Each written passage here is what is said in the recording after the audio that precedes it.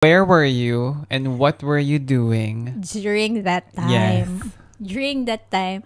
So, it happened nung March 11 nga. So, that's kaya 3/11. March 11, 2011. I was at work that time and then mag 3 p.m. yun eh. Magbe-break kami talaga noon. So, parang sobrang inaantok na ako.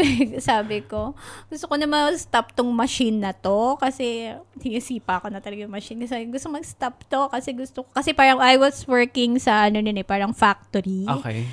That factory was yung factory ng mga aerosol. So, Okay. mga spray, may mga gas. May mga gas tanks kami, ganyan. Sabi ko, ang tagal ng break. Gusto ko na mag-break. 3:10 yata yung break nun. Tapos yun, there's a sudden shake lang at first.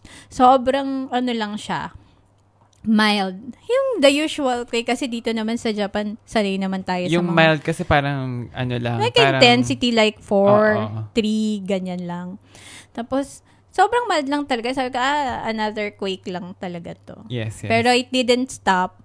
Nag-last na siya ng, parang sabi ko, 2 minutes, 3 minutes. Seryoso? Minutes, not seconds, ha? Minutes na. Yes, and it's getting stronger talaga. Kaya sabi ko, parang hindi na to normal. Parang hindi ka na to normal. Tapos yung mga kasama ko doon, iba-iba kasing nationality. So, may mga Japanese, mga, Peruvians, mga Filipinos, meron mga Brazilian, basta iba-ibang nationality. So, From all strokes of life. Yeah, so nagpapanik na sila.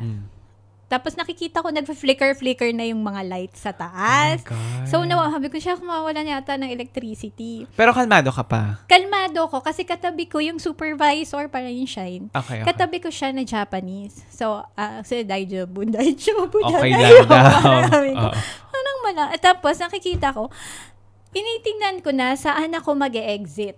Okay. Also ground Okay. naman. Saan ako mag-e-exit? Kasi parang, nung nakita ko may tumakbo na.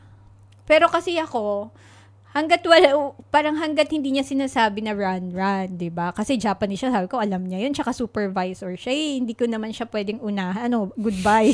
Mauna na ako, ayaw mo Pero halos sabay kami. Lumusot na lang kami kasi may nagtaas na ng shutter from the outside.